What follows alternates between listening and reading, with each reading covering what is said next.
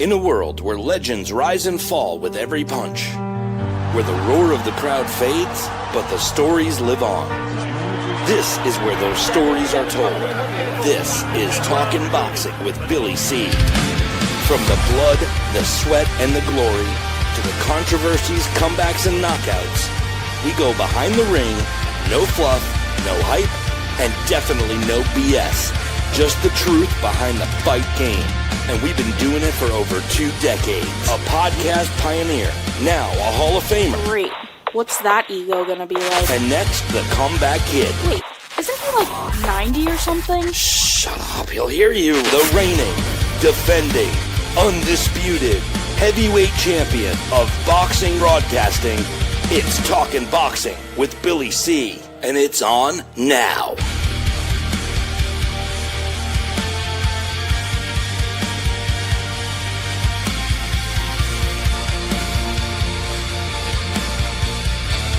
And we're coming to you live from the Billy C Studios in Lake George, New York. I'm Bill Calogero, and it's time for the Billy C Show. Good day, good evening, good morning, whenever you're watching, whenever you're listening. I hope you're doing okay today. Today's show is being brought to us in part by my book. Tom Molyneux, From Bondage to Baddest Man on the Planet, is available right now where all good books are sold, and you get a copy of this book right now while you're watching or listening to this very show. Speaking of shows, we got a busy show scheduled for today. My main topic coming up a little bit later. Look, I've been seeing on social media, just every time I turn around, I see more and more stuff on Floyd Mayweather and how he's the best ever and all of this stuff. He's not the best ever. He's not the greatest of all time. And coming up later on the show, I'm going to give you all the reasons why I believe he's not, and I'm going to tell you who is. And I'm going to back it up with statistics, and I don't think there's going to be much of an argument. So that's coming up later on the show. I just can't take any more seeing him still in the conversation, but that's later on. Also coming up later, I'm going to break down and give you my predictions on the Boots Innis-Uisma Lima fight, which is scheduled for this weekend. We also have a couple of great guests scheduled. The famous comedy duo from the podcast that's just taking the world by storm, and it's above my pay grade, the podcast, and we'll be talking to those guys in a little bit later. And also former IBO World Welterweight title challenger, UK's own Michael the Problem McKinson is going to be joining us. But first, why don't we get caught up on some boxing news, which is my segue to this. Coming up, a new smart fridge sends passive-aggressive texts about your snack choices. But first, here's Billy C. with the latest boxing update.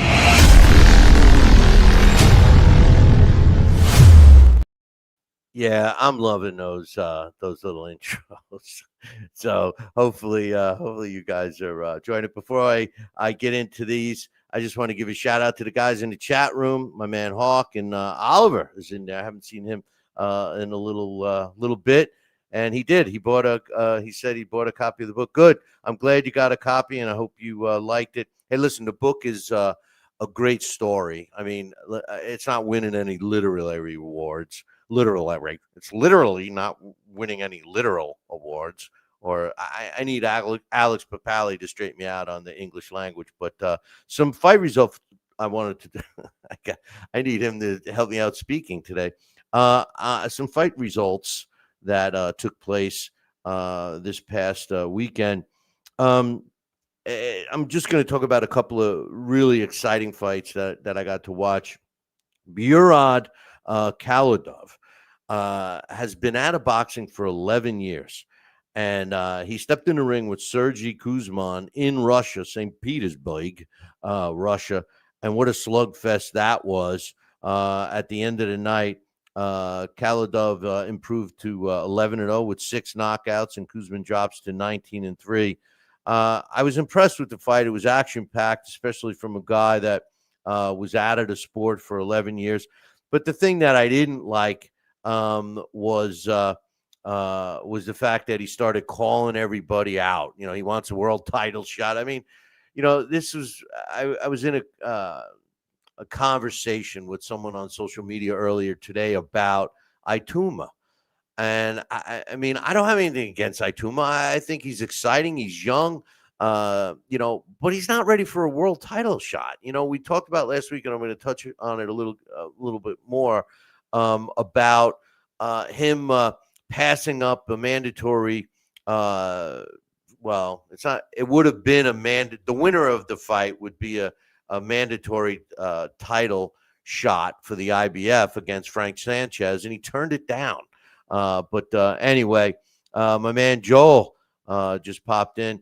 I want anybody that takes the time to come in the chat room. We'll try and get your comments and stuff part of the show. Hawk saying, I remember back in the day, that dude that went by the name of Given Quality was always on your live streams defending Floyd Mayweather. Yeah, he was. We had a lot of good conversations, though. Yeah, he was always defending Mayweather. And, that was back when Mayweather was still fighting, remember? But anyway, exciting fight, the Kaladov. Now, there was another exciting fight. I hope you guys got to see it.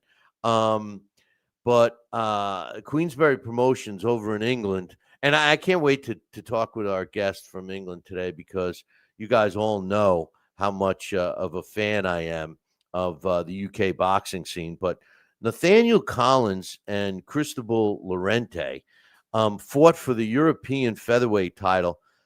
And what a fight it was. It ended in a draw, okay? One judge had it 115, 113 for Collins. One judge had it 115, 113 for Llorente. And the plant judge, of course, had it 114, 114, giving the fight a draw. But let me tell you something. This fight was an excellent fight. If you didn't see it, go punch it up. I believe I watched it on DAZN, probably. Check it out. It was an action-packed fight. There was no question about it. I have no complaints about the decision.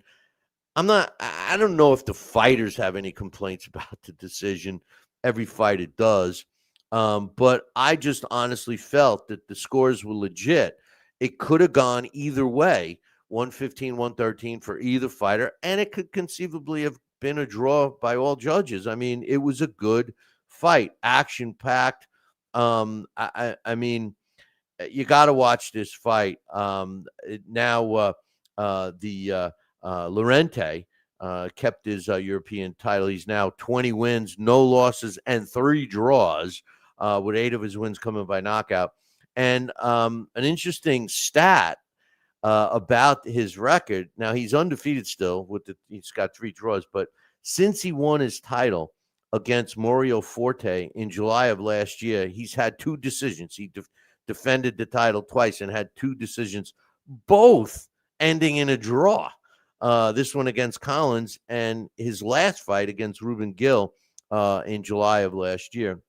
Collins kept his O, but adds a draw to his record, and his record now is 17-0-1, and he too has 8 of his wins coming by knockout. Willie Hutchinson defeated Mark Jeffers via 7th round stoppage in their lightweight fight. Hutchinson improves to 19-2 with 14 knockouts, and Jeffers drops to 20-2 with 7 knockouts. And his last 2 fights represent his last 2 losses. And a fight that was, man, it was an exciting fight too. This was a good card. An exciting fight was a lightweight matchup for the vacant British lightweight strap. Louis O'Doherty stopped Reagan Glacken in the 10th round of a scheduled 12-round fight to take that title. He improves to 11-0 with 3 knockouts. Glacken tastes defeat for the first time in his professional career, dropping 16-1. This is exactly what I was talking about last week in terms of the Brits. They're not afraid to fight each other early on. And, this is indicative of this fight as well. I mean, both of these young fighters going in to the ring undefeated and putting their O's on the line. And the truth of the matter is that they gave the fans an exciting fight. And what I love about the UK boxing fans is that they're not going to, basically turn their backs on their fighter just because he lost.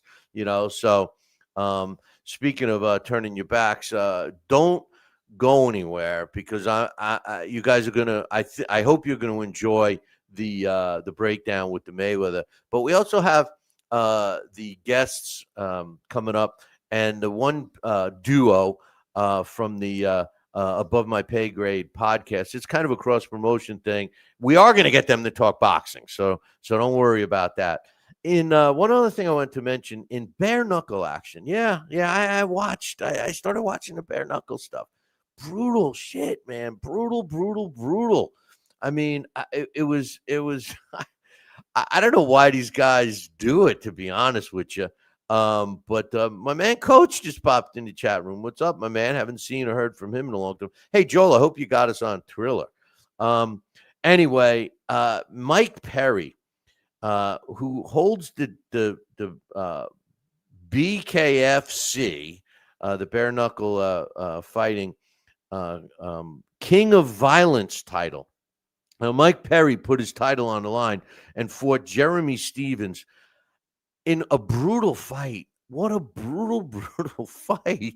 I mean, Stevens rocked Perry a few times early in the fight, but this guy didn't go down. I mean, he was doing the Billy C dance on 7-8 scotches. I mean, but he didn't go down. And then it seemed like he was energized and came back, being energized by being rocked and hurt. The guy was hurt, all right, Perry.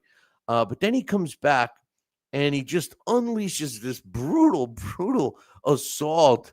I don't mean to laugh, but I mean, Jeremy Stevens took a good old-fashioned ass whipping. He sent him down and almost out, not once, not twice, not 3 times, not 4 times, not 5 times, but 6 times. And the guy got up every time except for the 6th. Finally, the referee saved his ass and waved it off. It was in the 5th and final round. Very exciting fight. And speaking of bare knuckles, I don't know if you caught this or not, but Paulie Malignaggi is going to be fighting in the boxing the bare knuckle boxing 47, the main event that's taking place in a couple of weeks, October 18th. And he's taking on the former BKB world champ Tyler Goodjohn. I don't get it. I mean, if you've ever watched this bare knuckle boxing, it's brutal. And I could see a slugger, right? I could see a guy that likes to get in there and trade punches, right? But Paulie Malignaggi was never that guy. I mean, Paulie Malignaggi was a boxer. He never was known for his power punching. I mean, and he's going to be doing it. I tell you the truth, I can't wait to see it. I'm going to watch it. I don't know what Paulie's thinking, to be honest with you. But anyway, last week I talked about how Frank Sanchez couldn't find anyone to fight him to become the mandatory IBF world title challenger. Ituma, like I said in the beginning of the show, turned down the fight and allegedly has taken a much easier fight. And like I was saying, I was in a discussion with somebody on social media saying that he deserves it. He's the next best thing. He's the top. I'm like, dude, this guy fought one meaningful fight. And he won against Dillian White. Let's give him credit. But let's not put him in the world title fight yet. I mean, that's the problem with the sport, boys and girls. You got to climb the ladder a little bit. Just because you have the money back in you or whatever, and just because you're a knockout puncher and you've been knocking out all these, proverbial slugs, doesn't mean you're ready to fight Usyk. He wants to fight Usyk. I mean, come on. And yes, I saw some stuff with him saying it's a win-win situation. I mean, because if I lose to Usyk, but if I win, I shock the world, blah, blah, blah. But anyway, Frank Sanchez and the IBF found a taker. who fell into the rules of the IBF, who was eligible, and it was announced that Frank Sanchez will be fighting Daniel Dubois. I like this fight, boys and girls. I really do. Frank Sanchez, in his fight against, I forget who he fought, but he had a hurt leg. And Daniel Dubois just fought Usyk. I like the fight. And then another fight that's coming up. We'll talk about some fights that are coming up this weekend. But one of the fights is the Sheffield fight. There's a Sheffield fight. Dave Allen is going to be fighting again. If you remember, Dave Allen beat that young up-and-coming heavyweight in his last fight. He beat him twice, actually, and he's going to be taking on the killer who's been slayed, Makamudov.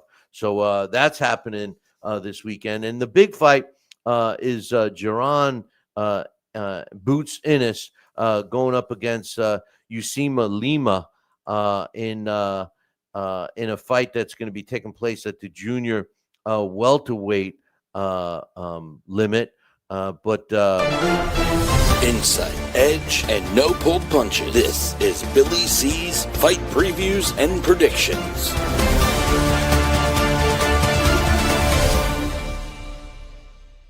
I told you I'm real excited with all of the little intros we got now.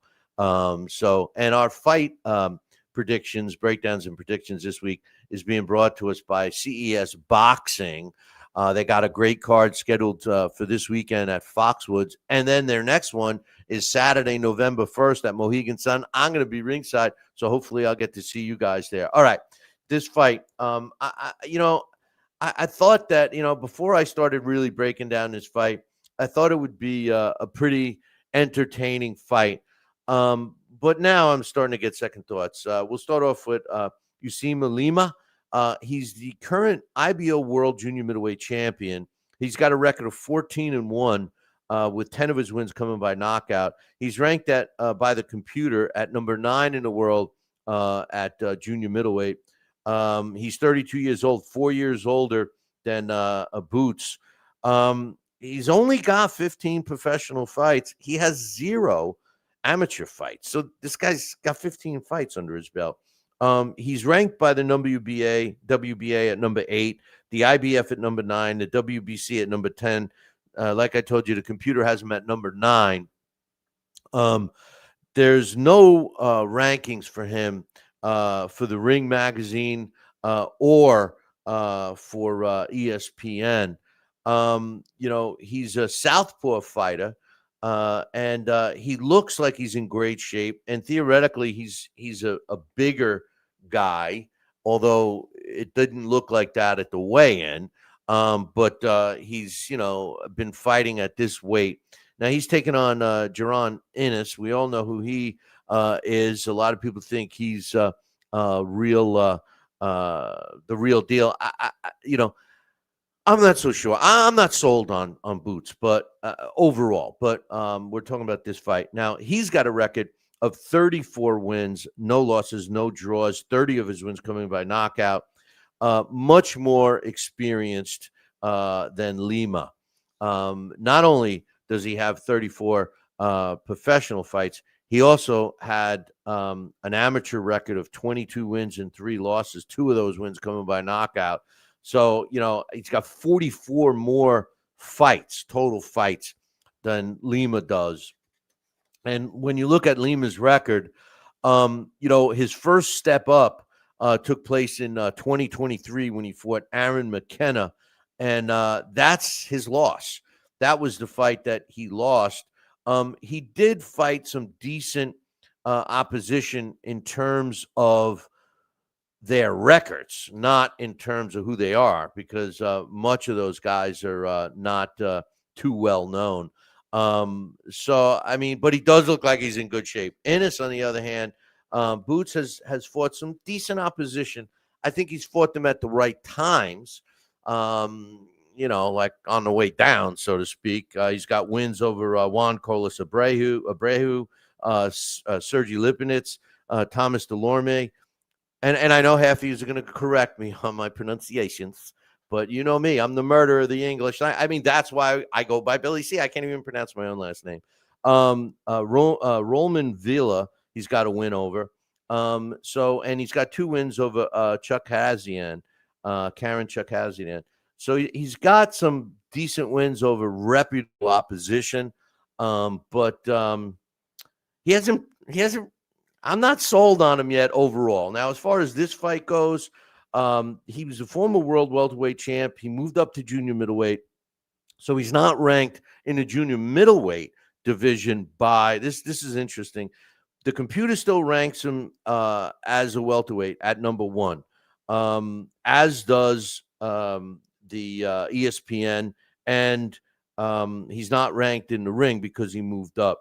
And he, as far as the junior middleweight rankings, now get this. This kills me. Now keep this in mind, boys and girls. He has not fought at junior middleweight yet, but the WBC has him ranked at number 1. The WBA has him ranked at number 1. The WBO has him ranked at number 2, and the IBF has him ranked at number 6.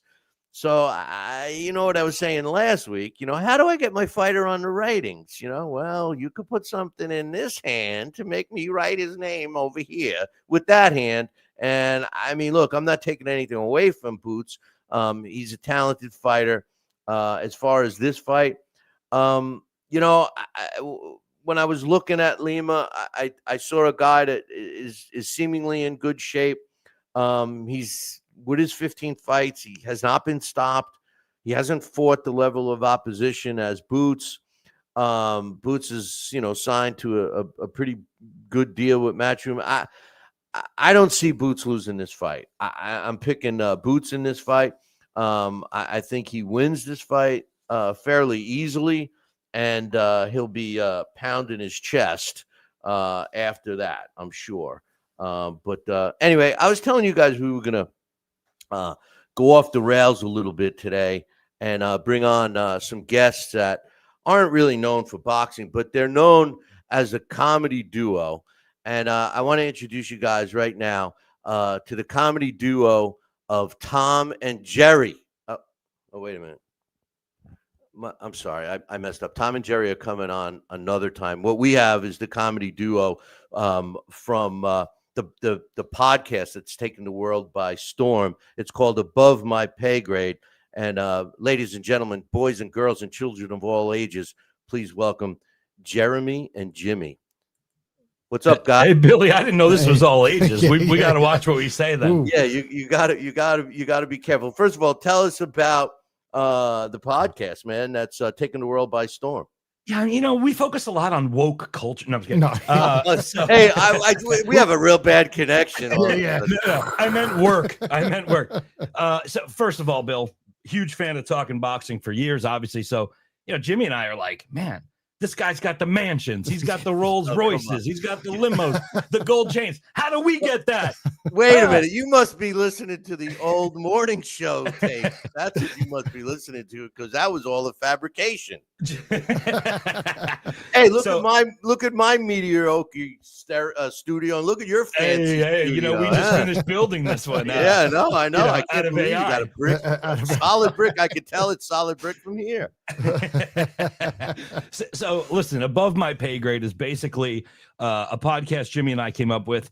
We've known each other since what, Jim? Ninth grade? Ninth grade. Yeah. Ninth grade. We were doing a podcast in science class in ninth grade. It was only funny to us. Yeah. Oh yeah. But did you pass? Barely. Barely. Oh, that's why you're doing the podcast. Yeah, that's why we're doing a podcast. We don't have a real job. So, we've always been messing around. People are like, you guys should record each other, do a podcast. So, we had this idea to Billy, you're the king of podcasting. You need a niche, right? You need, podcasting's so filled with celebrities. They're not making enough money. They don't have enough to do. Right. So they got to take over podcasting. Thanks a lot. So, we're trying to focus on, work, corporate lifestyle, things like that. There's so much to riff on and make fun of in that world. So that's really like our niche there, is that, we talk about, what it's like living in corporate America, and we screw around and make fun of each other a lot. Right, Jim? Yeah, that part comes natural. We've been doing that since 9th grade. But the one thing that we do is we try to pick a topic and stick to it. But the sticking to it part is really hard for us, because we'll start going off on tangents. Yeah. Oh, we just start going, wherever it takes us. Sometimes it's not good and definitely not G-rated. So we're not going to keep it clean here, but it's a lot of fun. Yeah. Well, let's talk a little about boxing, because Sure. I know that you guys are big. Well, I know neither one of you are boxing fans, but I wanted to ask you some questions. Jeremy, I know that you're pro Jake Paul. That's right. Yeah, Why? I am pro. Why? Listen, you could love or hate Jake Paul and his attitude and his mouth, but the boy is in the gym every single day training to box. He's a boxer. He's not a YouTuber. Make no mistake. He's not a YouTuber. Is he the greatest boxer in the world? No. But I've been listening to talking boxing forever, and all these bastards on here going, oh, what are we going to do to get the young people into boxing again? Hello? That's Jake one thing Paul, he's doing dummies. good. Yeah, he is doing that well. But he's not a boxer, really. I mean, He's an entertainer. He's I'll tell you what he is. He's a great promoter. He is a great promoter. 100%. But he is a beginner in the sport of boxing. He trains every day and he fights. What is that called? I think it's called steroids, but but listen, there's no proof of that, Bill. Be careful, he'll sue you. Yeah, no, I know. He won't get. He'll get this studio. I'll send him to yours. Look at your view. It's in the drink. But what I was going to ask you is, okay, so you mentioned Jake Paul. Well, here. That's a great segue to my next question. Okay, and I actually had it written down what I should say. But Logan Paul. Do you guys think that, since you well, Jimmy, I didn't hear if you thought that Jake Paul was a boxer. I know Jeremy did, but it's funny because would be considered as a boxer. Not really. So I hear where you're. I would have to say I'm in the middle. I'm looking for a new co-host. Yeah. You. He said, "Oh, he's good. He's. I'm neutral. I'm neutral. I'm gonna play Switzerland. You can't get mad at him. And I'll tell you why. I watch his boxing skills. I think I've seen better boxing at a KFC in Poughkeepsie on Saturday night. Yes, you have. You have. Just calling it what it is. But at the same point, I didn't say he was the best boxer. No, you didn't. But to your point, Billy, is that he is a great promoter, and that I do agree with. I agree with Jeremy. He is a really good promoter, and without him doing what he's done recently, he's really put boxing. Not that it was ever off the map, but it's taken a little bit of a sleep, a little bit of a nap for a little while. He's woken it up again, and he's got a lot of young people. A lot of eyes. And with the eyes comes the money, and he's getting people paid good money, and hopefully we'll get a reignition of the sport and get people into it all over again. And I think he's starting to prove that right now. Well, so I will give him that. I can't argue with that. He's definitely making some money. He's making some money for the fighters.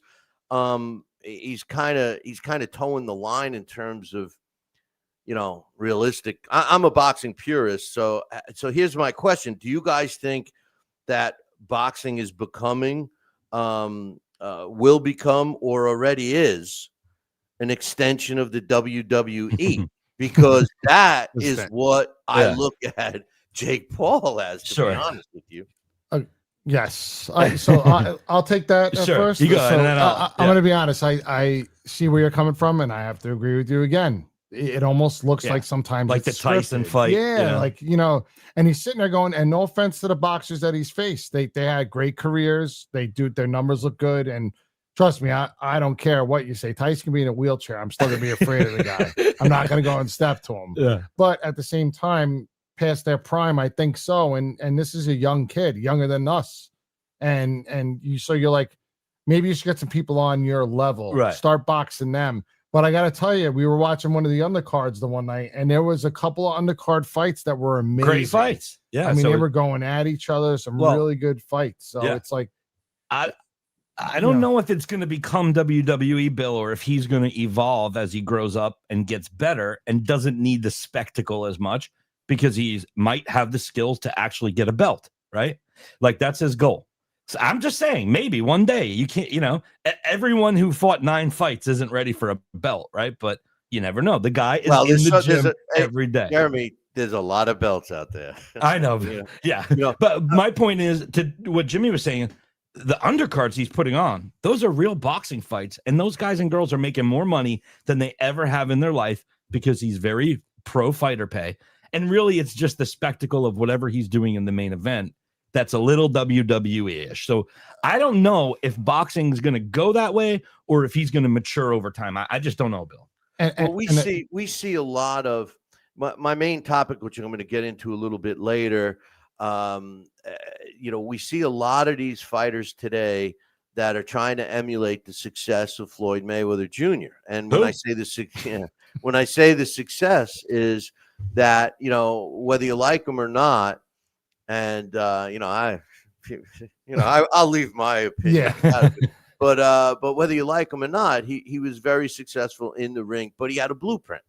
And the blueprint was not what Terrence Crawford recently did with Canelo Alvarez, and a lot of fighters have followed that print because of his success, the money he's made, et cetera, et cetera. And then now you introduce a guy like Jake Paul, who's seemingly doing the same thing, and he's kicking it up 10 notches. When you say, "Oh, Jake Paul's a boxer," well, yeah, he's in the ring, he's in the gym. You can see that in his body, that he's definitely in shape. But this guy legitimately, now not including Mike Tyson, because like Jimmy said, Mike Tyson's pushing 60 years old, and I still believe that if Mike Tyson really went after him in that fight, he would have beat the crap out of him. And he did come out and admit that he got extra money not to knock him out. And a lot of, he was chewing on his gloves. He was so frustrated that he couldn't punch him, But, Billy does better than an ear, Billy. Yeah. Better than an ear. Right. Well, hey, a guy's got to eat, Jimmy. A guy's got to eat. Jimmy chews on his glove, having to be co-host with me every time I open mouth. He's what I'm saying is the only real fighter that Jake Paul stepped in the ring that you could say was Fury, Tommy Fury. And he lost that one. He's the better Fury, right? No, I'm just kidding. no, but I'm just saying that was the closest to a legitimate fighter. And Tommy Fury's no world beater, I mean, he's an ordinary fighter, he's not his brother, or cousin or whatever he is. Let me ask you a question, Bill. Oh, whoa, wait, who's interviewing who here? I'm taking over talking boxing. Is Tommy Fury a boxer? Tommy Fury is a boxer. Yeah, he's a boxer. Okay. Yeah. Even though he did reality shows and all that stuff, he's a boxer. He did that after, but he's trained and he's been a legit. Listen to you. He's a legitimate. I'm coming at the king. No, Hey, listen. He's part of that gypsy duet. I don't know. They fight over there. I think. No, but he's a legit fighter. I mean, he's not a top fighter, but he's a legit fighter. And I'm not expecting Jake Paul to step in the ring with, a real top, top 5, top 10 even fighter. Well, not in his weight class anyway. Yeah, this Tank Davis thing. I saw Tank Davis. That's happening. Tank Davis is really a guy that had all this immense talent. And he's doing a money grab. I can't blame him. I would too. I'd be honest. I would too. But it's like Jimmy fighting a middle schooler. I'd pay to watch that. Hey, listen, if you're going to get the money, do what you have to do. But how many middle schoolers could you take at the same time? Sorry, that's what Tank's doing, and he's been open about it. And I saw him training. I saw a video of him. Tank Davis training for Jake Paul. He looked like the Pillsbury McDonald's. He looked like Adrian Broner, for God's sake, And he's if you have seen pictures of him, he's fatter than me, So, but I'm just nervous that the success and the reason why I'm asking you guys because you're on the pulse of the younger people, and if this is what they are thinking, what boxing is. Yeah. That's bad for me. Hey, I get it, but they are watching the preliminary fights too. They're not just watching Jake Paul. So hopefully there's a glimmer of hope there. Are they? Yeah. Are they? They though? are. I mean, the Oh, yeah. stadium's full for the main card. It's not like it's empty. Well, that's oh, that's how much boxing you guys watch. And Billy, I honestly don't know if it has to do with boxing. Right now, the big thing that we see now that wasn't around when we were younger watching boxing, that includes you, Billy, like all of us, is the gambling was there, but not to the level it is now. So think about it. So these young people are watching because they probably put money on somebody on the cards, and they're like, oh, let me just see if this pans out. But some of them, like when you're sitting there, why not? I'll watch the boxing. And honestly, it's almost like I'm going to speak to the cousin of boxing, like UFC. You get some of the better fights with the undercards than you do with the big price fighters. Yeah, you definitely get that on a Jake Paul show. That's for sure. My man Coach is in the chat room, and he just made a comment which is totally true. He said he called us idiots. Women, I knew it. He's given women's boxing, right, which he has. Yeah. I mean, the fights with Amanda Serrano and Katie Taylor were great fights. We had Harvey Dock, which was a referee for one of those fights on the show a couple weeks ago, and he said it was fantastic. Yeah. So and I'm not criticizing Jake Paul's promotional company because I think he's doing a fantastic job, and not so much the event, but just him claiming that he's a boxer. And I think Agreed. fighting Tank Davis is a good example of that. Yeah, I think eventually you'll see him make a transition. To your point, Billy, I think he'll end up saying, you know what, I fought. He's never going to be able to claim he's the best. And like whatever he's going for, he'll eventually, hopefully, give that up and see. I think I'm better off a promoter, or better off starting my own thing or working with boxing more and get to bring the sport up. And I think he's genuinely doing that.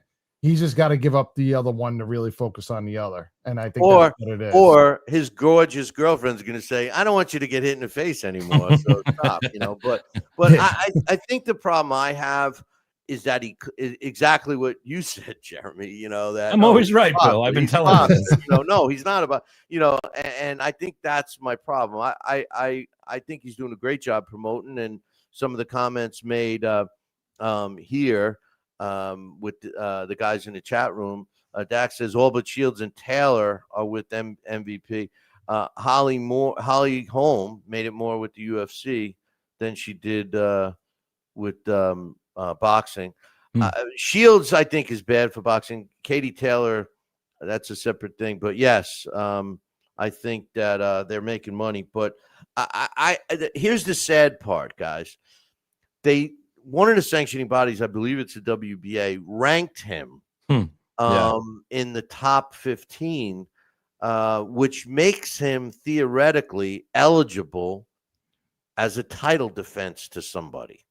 Now, whether a fight's been offered to him or not, we haven't heard. I haven't heard. Yeah. But that would be something that would be impressive if he stepped in and even fought another top 10 guy. I would be impressed with that. Win, lose, or draw, by the way. Yeah. Win, lose, or draw. I think that's the next move is going to be very telling after this one. I think he either does another clown show or he goes in that direction. Wait, are you counting the Tank Davis as a clown show? I am. I don't think that's a legitimate matchup because he's just too big. So I do count that as another commission. No boxing commission would ever, at least in today's world, back in when Stanley Ketchel fought Jack Johnson. I wasn't ringside, but I was real young in 1910. But when they fought, and it was, I think it was before even 1910. But anyway, when they fought, it looked like Tank Davis fighting Jake Paul, but it's clearly an exhibition, and they've all said it was an exhibition. Sure. And I heard Tank's making $20 million in this fight. Hey, I'd do it. I don't blame him. Right. So I think that's what his next move, I think, is going to be telling. Does he go and try to go up the rankings and try to get a belt like he keeps saying he's gonna? Or does he does he fight my Nana next? Yeah. You know what I mean? But I think when it's a genuine fight and he gets knocked on his ass pretty well, and I think it may hit him Yeah. And he may, someone, to your point, it could be the girlfriend, Billy. It could be like, I need that beautiful face, buddy. I don't, the paper bag's not doing it for me anymore. Yeah, but there's so much that rumor. may happen. But there's so much rumor that he's throwing extra coin for them not to beat him But up. then that's BS. Cause then I hate to say it, but that's not right because it's taken away from the boxing sport. He's also suing people that are accusing him of that. So, well, hey, let's listen, be careful. He didn't. Yeah. The above my pay grade law department. No, we're good. We're There's $8 in that account. Mike Tyson said it. But hey, listen. I to be honest with you, half of me, just is appalled by him calling himself a boxer, and the other half says to myself, Billy C, because I can't pronounce my last name either. I said, it would be nice to see him in a legitimate fight, another Tommy Fury type fight where he fights a real fighter. Now, it doesn't have to be a great fighter, but not a former basketball player, not a former MMA guy, not a guy that was retired 10 years ago. Yeah, exactly. And see how he does, because then you could get an honest gauge for the guy. Yeah. I agree, and I think that needs to be the next move. Otherwise, I think the WWE should be calling. Maybe he needs his bell rung. Maybe he needs to have someone to really crack him one, and that's why we come watch out from underneath them. I'm watching, waiting to see him get clocked. Someone clock him, and then you go, "Oh, he took it hard. He felt like a ton of bricks," and then you will see.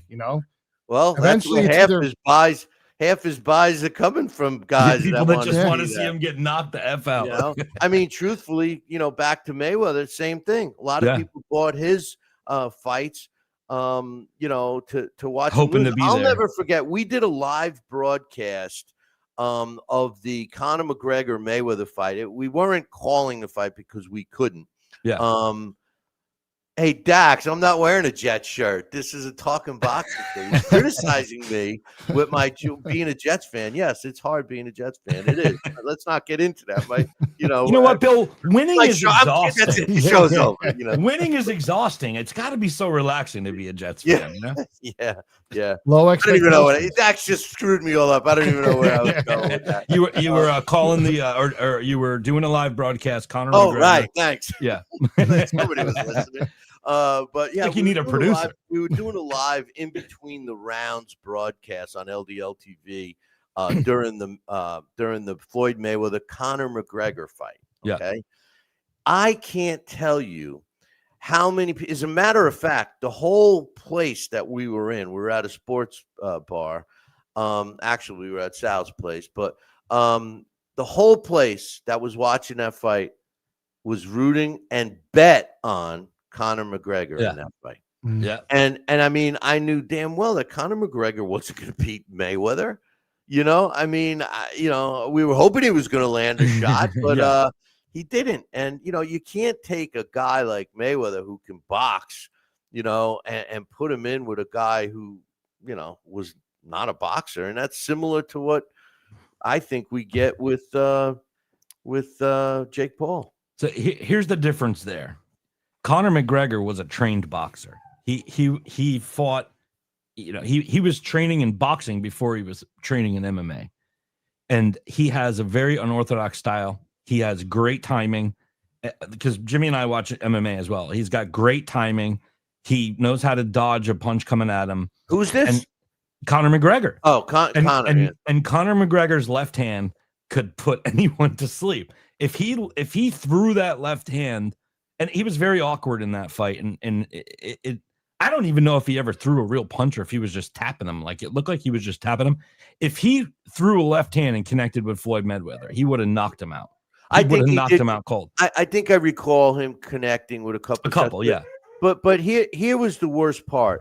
The worst part of that fight was that Munguia was a fighter that was trying to get a fight with Triple G around a little before that fight, and the Nevada State Athletic Commission turned it down because they said Jaime Munguia was not experienced enough. I think at the time he had 20 something fights, and they said he's not experienced enough to fight Triple G, but yet they approved Conor McGregor, who had no professional boxing Yeah. fights. He had all his MMA fights, and they approved that, and that was Floyd's 50th win. So to me, that was a little bit of a circus show too, you know. So Yeah. why do you think that's happening, Bill? You know, from someone who watches boxing, from someone who doesn't really watch it, and it seems like that's not just a one-off. There are other fights, like even Jake Paul. I don't care. The guy's built like an ox. So what? I see people in the gym that are huge. Doesn't mean they know how to box. Why is he getting the permission all of a sudden? Is it that boxing Money. Yeah, are they turning a blind eye and they know the sport may be hurting a little bit and they're trying to bring it out? But are you going to bend your rules to make it happen? Like, where's your integrity line? I guess I should say, for the sport. All right, so that's a multi-answer question. First of all, when you're talking about Jake Paul, you know what makes him not susceptible. I'm having a hard time talking today, and I haven't even had a scotch. But he's doing exhibitions, so that doesn't fall under the same guidelines as a professional boxing match. A professional boxing match would have to fall under the rules and regulations of the governing commission, whichever state that they're in. Now, as far as the other part of the answer, boxing has always followed the money, and I'm not going to accuse anybody specific, but there has definitely been some corruption, and I think that believe it or not, breaking news, everyone. I know, but but the Touch problem, me and I'll sue. the problem is the fact that with Mayweather's case, he brings a lot of money into the state of Nevada and into Las Vegas when he fought there. The same thing with Canelo Alvarez when he fought there. So that's, like you said, the money. I mean, that's reality. Boxing follows the money. It always has. Yeah, just like Billy C. Yeah, well, somewhere I'm following a bouncing ball instead. There's no money. It's we're gonna order you a brick wall, Bill. Give it back to me. We're gonna order you a brick wall. Yeah. I wish I had a nice fancy office, a studio. I mean, sorry. Even the mics, I got the old mic. You guys got all the new stuff. I think Jimmy has the same mic you do. I'm almost positive. Yeah, just the cover on it. I think. Oh, you got the pop cover. I got the Fisher Price. Jeremy, let me guess. Yeah. Jeremy supply that for you? Yeah. Yeah, I see how he operates. Trust me. But, I got the same one. What the fuck? But are you guys watching any of what's going on in the heavyweight division with Usyk? I mean, we've been watching. We've watched his last couple fights. I don't know what's coming up next for him, but we've watched his last couple fights. It's just kind of crazy how he skates by every time. I tell you, he's a proven fighter inside the ring. What gets me is the amount of fighters that want him to call him out. Yeah. And I was saying on social media today, the guy doesn't have anything left to prove. I mean, theoretically, he could walk away from the sport and nobody could criticize him for it.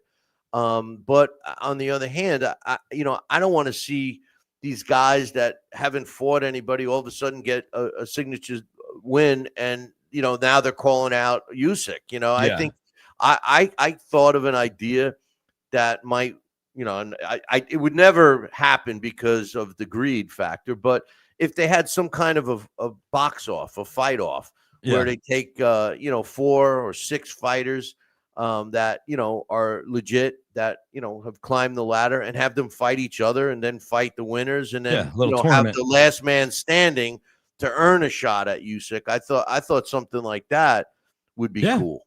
Yeah, definitely. I mean, I was still impressed that he got past Tyson Fury. I'm a big Tyson Fury fan, and I like him. I like his style, and I like his approach to everything. So that was very surprising to me. I didn't think that was going to happen. Well, I tell you, Usyk has proven that the mental part of boxing is more important than people think. And Tyson Fury, I know I'm going to piss off, and I got a UK guest coming on, so I'm sure we got. Hey, I just gave you a layup. Well, the thing is, say nice things. Hey, listen, I've always liked Tyson Fury. I followed him. We had a UK correspondent on this show for years, and I followed Tyson Fury's fights. I believe from like his third or fourth fight on. I've watched every fight, and I've liked him. But I will tell you this: Usyk beat him at his own game, and I think that Usyk used Tyson Fury's strengths against him. As a matter of fact, even though Usyk beat Anthony Joshua, I personally think Anthony Joshua matches up well with Tyson Fury because of the size, that they're the same size. I don't know. Usyk is a tough nut. I mean, I don't see a heavyweight out there beating him. I thought Daniel Dubois would. I thought Daniel Dubois would have beaten Usyk if he fought the way he beat Anthony Joshua, like Mike Tyson, coming right after him, use his strength against him, and he didn't. Usyk has a way of getting fighters to fight him the way he wants them to, and that's what Daniel Dubois did, and Fury. Fury claims he won the fights. Of course, everybody says that. Well, Fury's just like back. Everyone after court. I won. I'm innocent. I'm innocent. He's person. Yeah, they'll say that in jail too. They load him. Exactly. Hey, you got the wrong. I'm in here. I'm innocent. It's amazing. Everybody in jail is innocent. But your boy Tyson Fury is going to come back in 2026. It was officially announced today. I'm excited for that.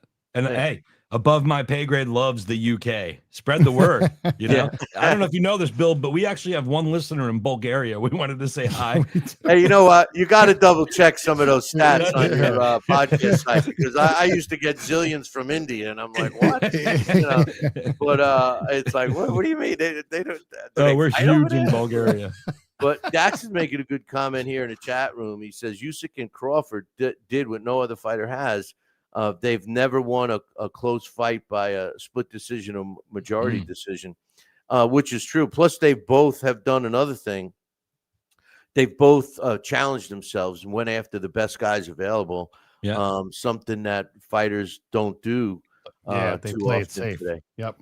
Yeah. And that was the other part of the question, Jimmy, that I'll add to it anyway, that fighters today, they look for the easiest way out. And don't get me wrong. I believe all athletes should make as much money as they can. I mean, especially in combat sports. I mean, your life is on the line every time you step in the ring or squared circle, or cage or whatever. But the truth of the matter is you got to fight somebody, huh? Yeah. The squared circle and ring, same thing. I know. Yeah. It was a play on words. No. I said or in Poughkeepsie. Yeah. Well, you remember where our gym was? Snoop's boxing gym. How could I forget? That gym, there was gunfight.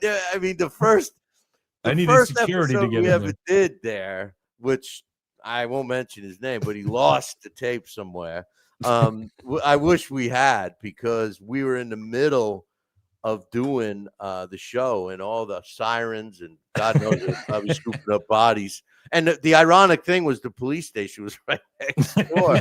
When the lights went out, they didn't go near it either. But the funny thing is all the boxers in the gym didn't even flinch. They're like, "Yep, normal day." No.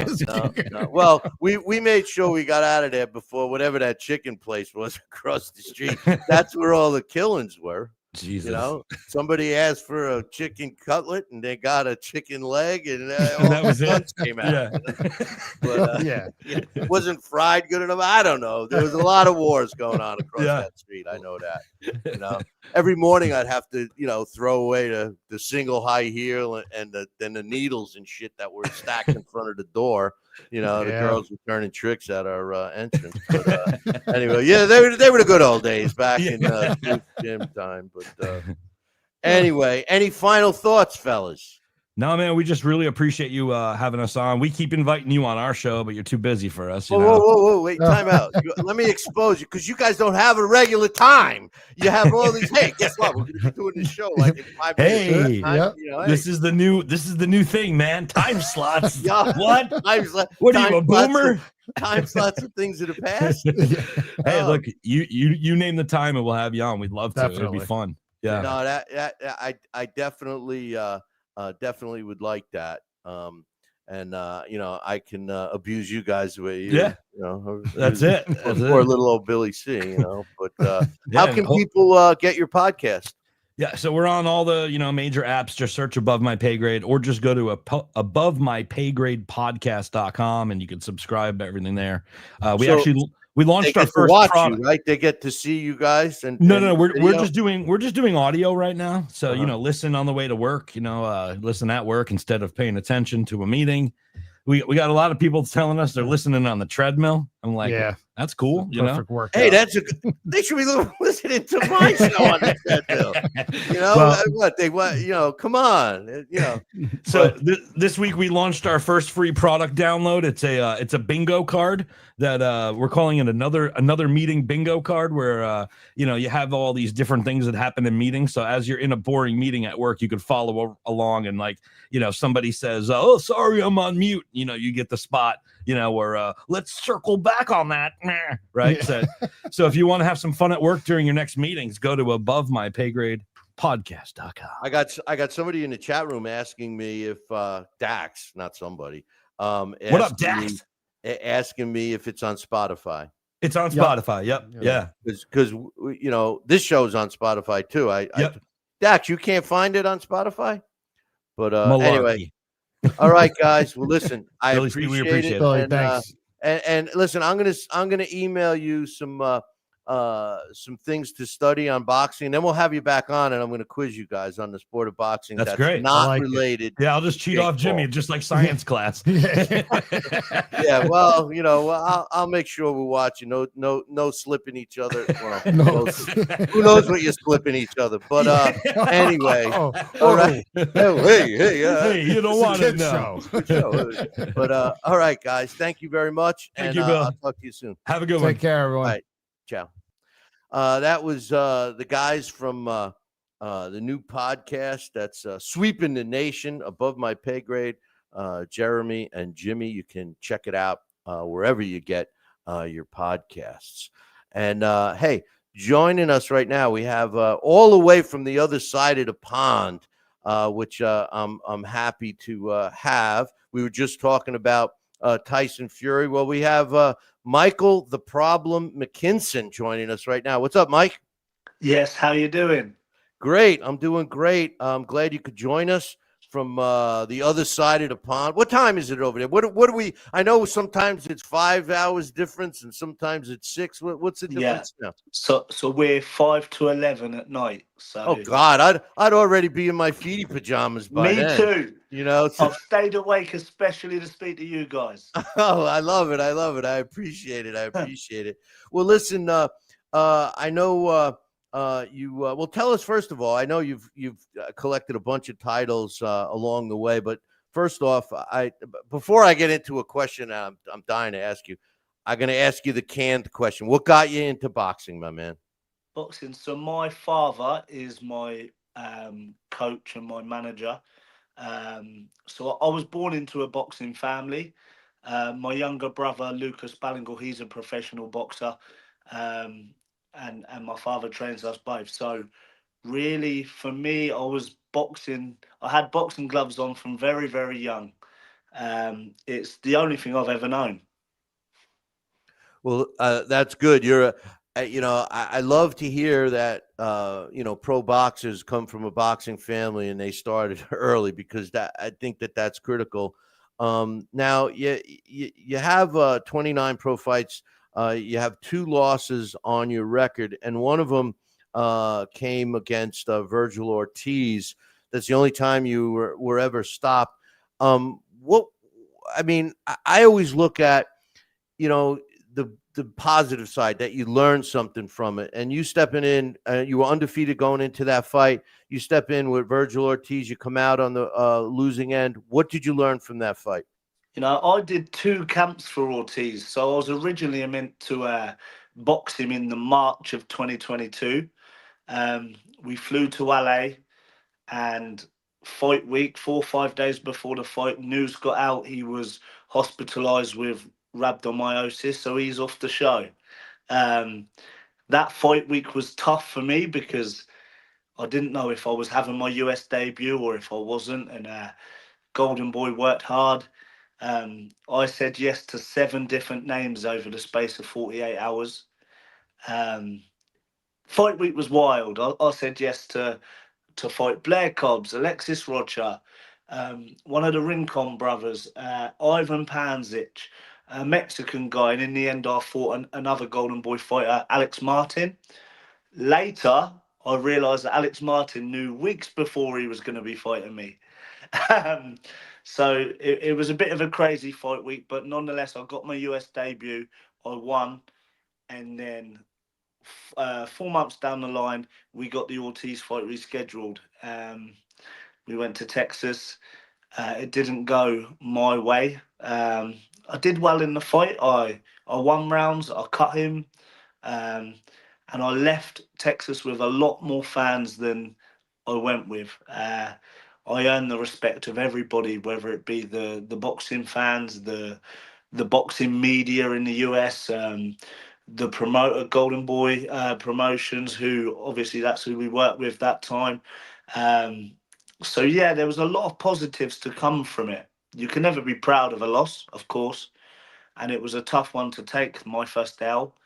But there was a lot of positives to come from. I went in the post fight press conference and I got a standing ovation and stuff. So there was a lot to take from it. Yeah, no, that's my whole point. Not to rekindle the feelings of a loss, but to use it as a positive, as a positive. And that same Alex Martin, you came back and beat him anyway, right? That's it. Yeah, it was. I spent 3 months preparing for Virgil Ortiz, and then they sprung it upon me 2 days before the fight that I'm fighting a skillful southpaw, and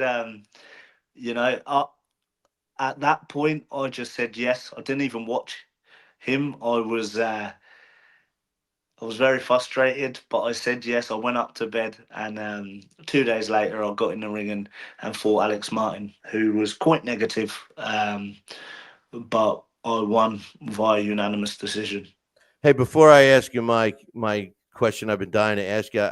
One of my guys in the chat room, my man Coaches, wants me to ask Mike if it's true that Yep. in your first 2 years as a professional, you earned only one paycheck. Is that true?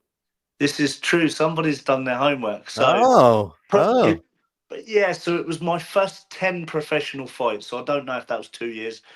My first 10 professional fights, I turned professional as a young guy from my city, 19, 20. Wasn't very popular.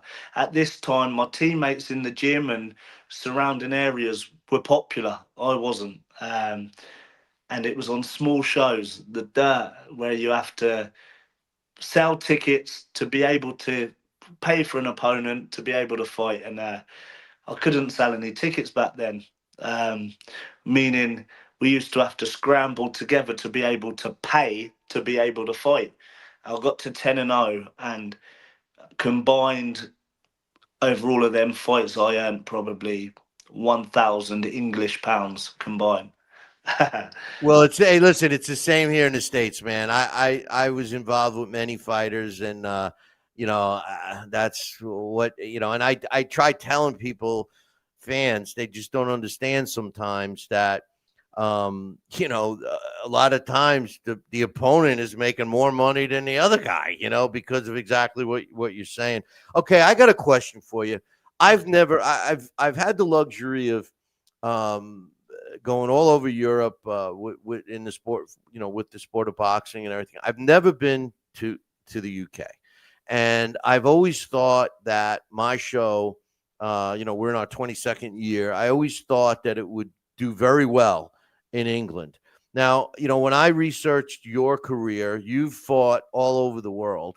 And one of the things that I love about the UK boxing scene, and I've made this statement that I feel the UK boxing scene carries professional boxing on their back. And one of the reasons are the fans.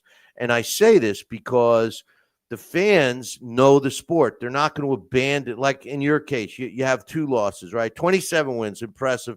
You had 2 losses. In the States, half the fans would have abandoned you after the first loss. You know, they don't do that in the UK. Have you noticed? Do you notice a difference about the UK fans being a fighter and hearing these guys cheering for you? They're singing, they're drinking beers that look like half kegs. I mean, and you know, everybody seems to have a good time. And I see all kinds of people, you know, between kids, you know, men, women, young, old. I mean, they're all at these English events, and we see the same kinds of people at the U.S. Venues. Very rarely kids. Do you think? Am I right? I mean, in what I'm seeing, are the UK fans the best the way they seem to be?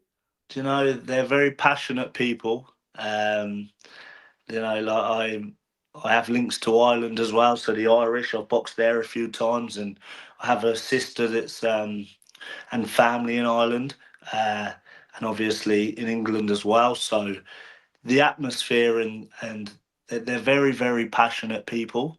Um, but going back to what you said, they don't abandon you after a loss. I feel like I took my second L last year.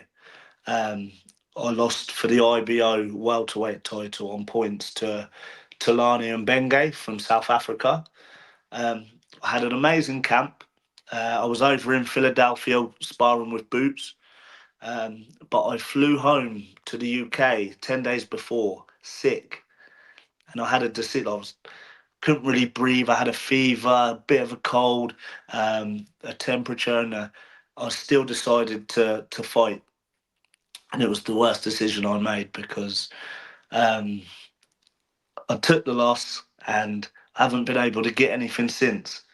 You know, all of the promoters over here and things like they just want to forget about you. You know, I've only lost twice, both at world level, and I've not fought in 2025. So yeah, it's a bit of a strange one.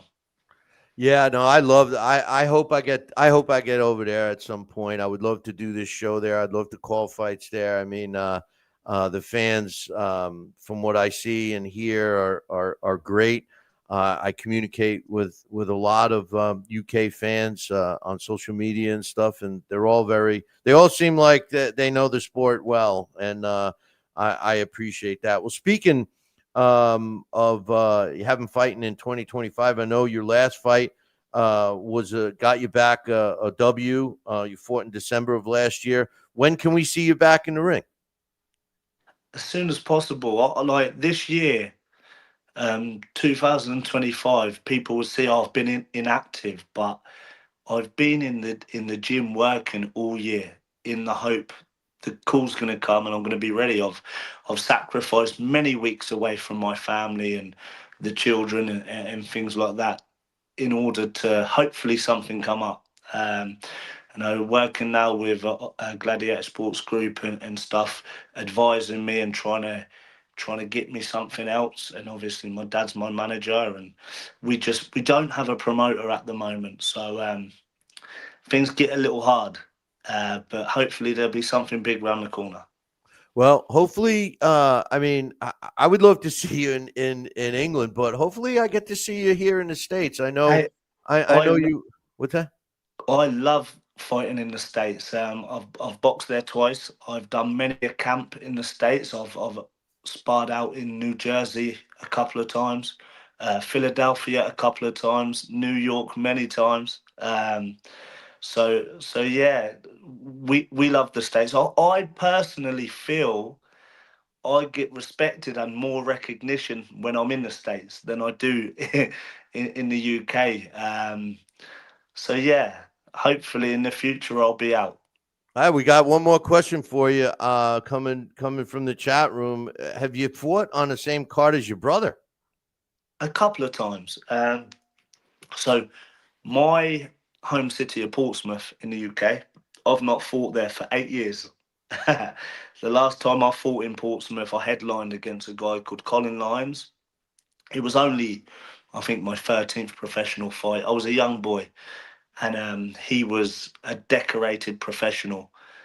Me and my brother were the standouts on the show. We both won by knockout, technical knockout, and yeah, we took over. So hopefully, in the future, we get to join each other on the same card. Obviously, he's got his path, I've got my path, but you know, like we work together, we train together day in day out, and yeah, it's always good if we ever get on the same card.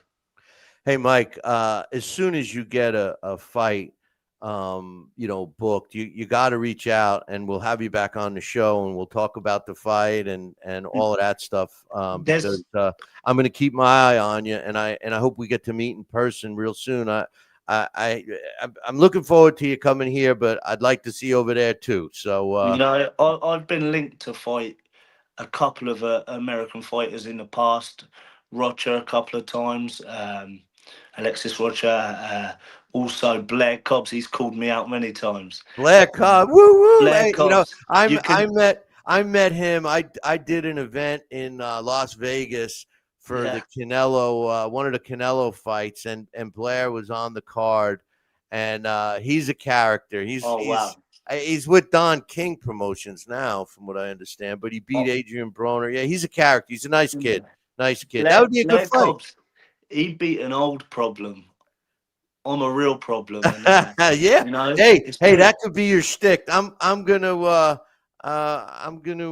talk to them about that. So we'll see. He seems to be very inactive for his age, and he's always calling out people and stuff. And he hasn't been able to get fights, so maybe he's in a similar situation as me. A lot of fighters are, or they're forced to promote themselves because nobody promotes anymore. You know, that's why I like the scene on your side of the pond so much better. I mean, you have promoters that promote, you know, between Hearn and Frank Warren, you know, and Boxer now. I mean, all these guys are out there, you know, promoting their fighters, and a lot of the promoters here in the States, not so much. But anyway, listen, I really appreciate you coming on, Mike. Thank you. I wish you all the best, and like I said, I can't wait for you to get signed to a fight, and you got to reach out. You got my contact info. Reach out, and we'll get you right back on. And all I can say is go to sleep, man. You're making me tired. Just if it's that late, I mean, geez, I'm already waking up in the morning by the time you're going to be going to bed. You know, so appreciate you taking the time to join us, brother. Thank you very much. All right, take care. See ya. That's my man, Michael the Problem McKinson. And I tell you, I hope he gets a fight here in the States, and I hope that he gets a fight close by. I'm going to be at Mohegan Sun in November 1st, and it would be great to see the new problem, like he said, the better problem, not the old problem, Adrian Broner, but I'd like to see Mike fight here. And hopefully I get to meet him in person. But all right, my big topic today. I know a lot of people have been waiting, and here it is. Okay, for the last for a lot of time during his career, and well after, because I see it every day on social media all over the place. People posting about Floyd Mayweather this, Floyd Mayweather that. He's the best ever.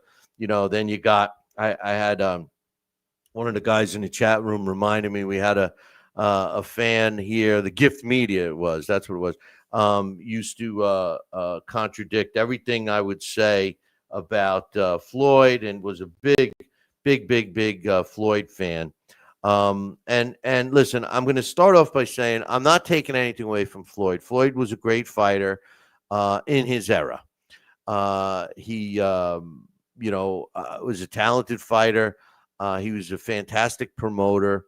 He navigated his career pretty well. My honest opinion is when he was under the tutelage of Top Rank and he was called Pretty Boy Floyd, he was an exciting fighter. I think that, I enjoyed watching him fight during that time. And then he broke away and became Money Mayweather. And not only did his nickname dictate, how he was going to run his own career, but he found a way to make the maximum amount of money. Rumors have that it's $1 billion he's made over his career. He made the maximum amount of money with the least amount of risk. And that's fine. I respect him and I give him all that credit by doing that. On a side note, because of his success, the sport of boxing has changed. And what has happened is a lot of other fighters try to copy Floyd, and they try to copy the way he's done it. And then promoters start thinking, oh, well, the value, we need to, save the O, because Floyd did such a great job at marketing the O and fighting fighters at the right time and fighting fighters that made him look better. I'm not taking anything away, but made him look good. The truth of the matter is, I personally feel that Floyd Mayweather never showed us. We never got to see the best Floyd Mayweather because he never challenged himself, similar to what Terrence Crawford just did. In my opinion, the best ever, the greatest of all time, was Sugar Ray Robinson, not Floyd Mayweather. And this is, why I'm going to give you the reasons why I feel that way. First of all, Floyd Mayweather Jr. Finished his career with 50 wins, no losses, no draws, 27 knockouts. He made his career and his fame was based on that 50-0 record. He was not the only fighter to reach 50-0. He was the only fighter to retire at 50-0. The 50-0 record, the 49-0 that you beat, was only instrumental and made any, had any clout in the heavyweight division, and that was Rocky Marciano. People were trying to beat that, and Floyd somehow weaseled in and, got all this fame. So let's look at some of the stats that people always throw in my face when they tell me that Floyd Mayweather was the best ever. First of all, they talk about the 50-0 record. Okay. Well, Sugar Ray Robinson, his record was 174 wins. He did have 19 losses. He had 6 draws and he had 2 no contests. Of his 174 wins, 109 of his wins came by knockout. He had more than twice as many knockouts than Floyd had victories. People tell me that Floyd had a fantastic amateur career. He did. He had an amateur career of 43 wins, 6 losses. 5 of his 43 wins came by knockout. Sugar Ray Robinson, he had a pretty decent amateur record as well. 57 wins, 3 losses, and a draw, with 25 of his wins, he's an amateur, coming by way of knockout. So when you look at the two fighters, their total professional fights and their amateur fights, Sugar Ray Robinson had 262 professional and amateur fights, winning 231 of them, with knockouts with 134, a total of 22 losses, 7 draws, and 2 no contests. Floyd Mayweather's total pro and amateur career, 99 fights, 93 wins, 6 losses, 32 coming by knockout. So in my opinion, the records speak for themselves. And if there are people out there that are naming, saying that Ray Robinson had 19 losses. I've heard people say, well, he had double-digit losses. It means nothing when you look at the total number of fights and you look at the total number of opponents, which we're going to get to now. Hall of Famers. Let's look at how many Hall of Famers did each one of these fighters beat. Now let's keep in mind that Floyd Mayweather, there could be fighters on his resume right now that will eventually get into the Hall of Fame. But right now, as it sits, Floyd Mayweather Jr. fought and defeated 8 boxers who are now in the International Boxing Hall of Fame. They include Manny Pacquiao, Juan Manuel Marquez, Miguel Cotto, Shane Mosley, Oscar De La Hoya, Canelo Alvarez. Canelo Alvarez isn't in there yet, but Diego Corrales and Ricky Hatton. Those he's got 8 wins against Hall of Famers. Sugar Ray Robinson, he's fought 12 different. Keep that in mind. Different Hall of Famers during his career against guys like Henry Armstrong, Jake LaMotta, Kid Gavilan, Carmen Basilio, Gene Fulmer, et cetera, et cetera. Although Floyd Mayweather fought 8 Hall of Famers, he had a record of 8-0 against those Hall of Famers. Sugar Ray Robinson, of his Hall of Famers that he fought, 21 wins, 7 losses, a draw, and a no contest. I think it's pretty obvious when you look at the Hall of Fame victories that Sugar Ray Robinson gets the nod there, in my opinion, unless, again, you're looking at the which, let's look at how many world champions each of them beat, because everybody tells me that Floyd Mayweather, the reason why he's the best is because he's beaten so many different world champions. It's true. Floyd Mayweather beat 22 world champions during his career. Sugar Ray Robinson beat 18 world champions during his career. But a lot of those guys were Hall of Famers. Like we mentioned, those names, plus add Sammy Angot, Fritzy Zivic, Randy Turpin, Rocky Graziano, Bobo Olson, Carmen Basilio, and Gene Fulmer.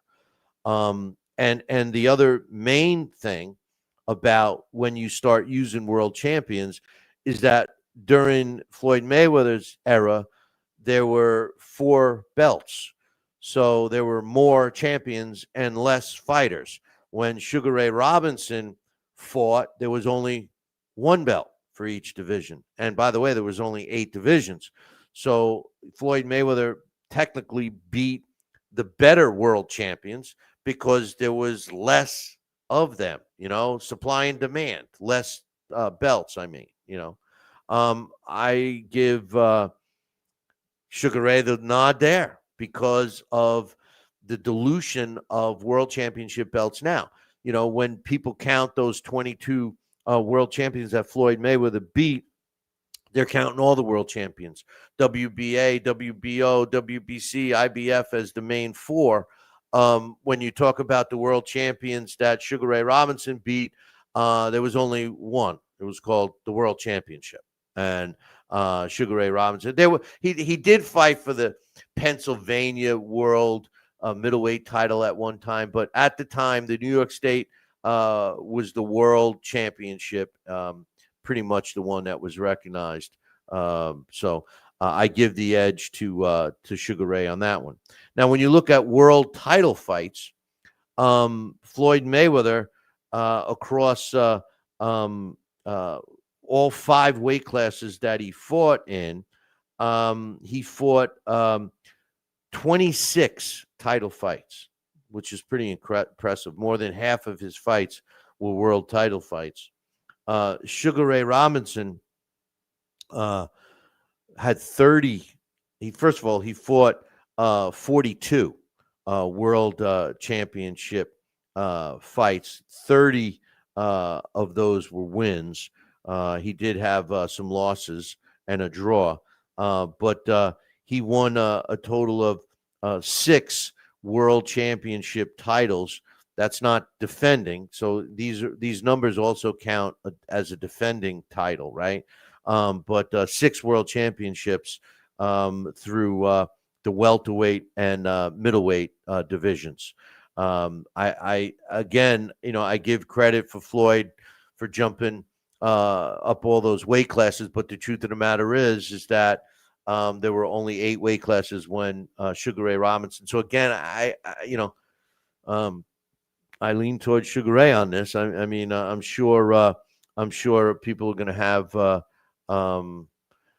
And Johnny Utah's in the chat room saying Baldomir didn't feel like a world champion win. You know why? Because he was the least challenging title holder when Floyd picked him. That's always been an argument of mine, but that's for another day.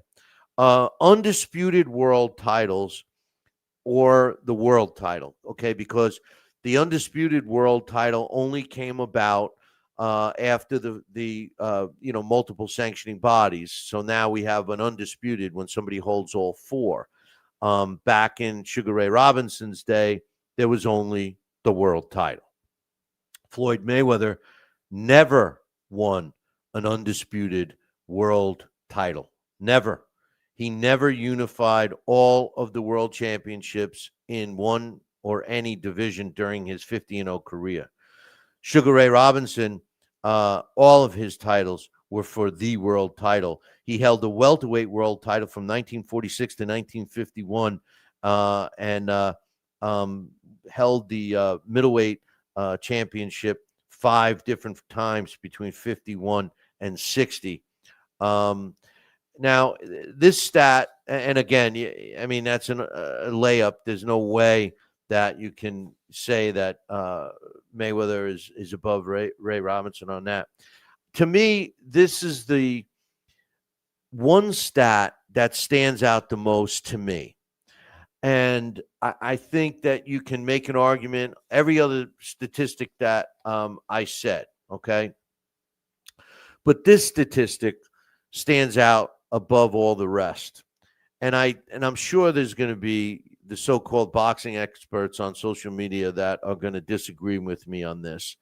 But I feel that when you fight an opponent more than once, when there's a title on the line, it means a lot. And anybody that's ever boxed knows that when you fight somebody and then you fight him again, and then if you should fight him a third time, you start to get his tendencies. You start to get to know that fighter a little bit better. When you only fight one fighter once and then you go back and you review the tape or you replay the fight in your head, you say, I could have did this. He was, he was open for an overhand right, or I should have worked the body more, or, there's always something that you would have, could have, should have done, right? Well, Floyd Mayweather has only fought 2 times during his 50-fight professional career. He's only fought twice opponents more than once, and that was Jose Luis Castillo. He fought twice, and Marcos Medina. He fought twice. Medina, a lot of people thought won the first fight. So he's only fought the same guy twice. So Sugar Ray Robinson, on the other hand, he's fought. So get this stat straight. Floyd Mayweather fought 2 times, 2 fighters, 2 times each, right? 2 fighters. Sugar Ray Robinson fought 12 fighters multiple times. He fought Stan Harrington twice, Denny Moyer twice, Paul Pender twice, Tommy Bell twice, Marty Servo twice, Fritzy Zivic twice, Kid Gavilan twice, Randy Turpin twice, Carmen Basilio twice. And then he fought Gene Fulmer 4 times, Carl Bobo Olsen 4 times, and of course, we all know that he fought Jake LaMotta 6 times. I think that this is one of the biggest statistics and one of the biggest separators between why I feel that Sugar Ray Robinson is the greatest of all time in boxing, and the fact that no one will ever become better than him because boxing isn't the same anymore. Now, when you look at a guy like Floyd Mayweather, a lot of what he learned, or a lot of his style in the ring, he learned from a guy like Ray Robinson, who was ahead of his time. Now, when people say, oh, well, what do you have? I have all these lists, people mentioning, who's pound for pound #1, who's the greatest of all time. And, a lot of people will say, oh, Floyd, and I just gave you the reasons why Sugar Ray Robinson is #1, okay, in my opinion. And I think the statistics speak for themselves. Floyd Mayweather, I give him credit. He's always in shape, blah, blah, blah. Okay. But as far as the sweet science, that's another sale that he did. He explains, he tries to justify his style of fighting as the definition of sweet science, which isn't the last fight. Okay. The definition of a sweet, I'm looking at stuff in the chat room and I said the wrong thing. The definition of the sweet science isn't hit and be hit and not get hit, right? That's what Floyd says, hit and not get hit. But he left out the other part of the definition. The definition of the sweet science is hit and not be hit, but be in position to hit your opponent, to inflict damage on your opponent is the exact words. Like Vasily Lomachenko is most recently the best example of a fighter who displays the sweet science. He was literally standing right in front of his opponent, inflicting damage, and the opponent couldn't hit him. They're 2 feet away from each other and couldn't hit him. That's the sweet science, boys and girls.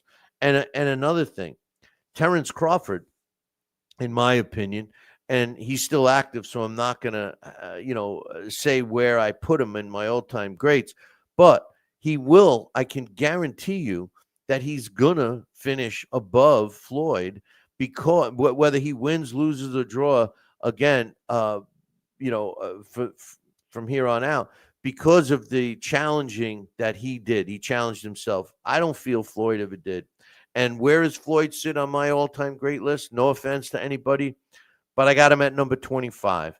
I'm sorry, but guys that are ahead of him, just to name a few, like I said, Sugar Ray, in no particular order, except for Sugar Ray Robinson, he's #1. But Harry Greb, Jack Johnson, Sam Langford, Henry Armstrong, Ezra Charles, I have ahead of him, Archie Moore, Roberto Duran, Marvin Hagler, Sugar Ray Leonard, Willie Pep, all are ahead of him, in my opinion. And I do not judge the losses. Coach is bringing up one of the, out of all of the losses that Ray Robinson had, 174 wins, 19 losses, 6 draws, 2 no contests. Of the 19 losses, he was stopped 1 time. And that fight was in the light heavyweight division against Joey Maxim.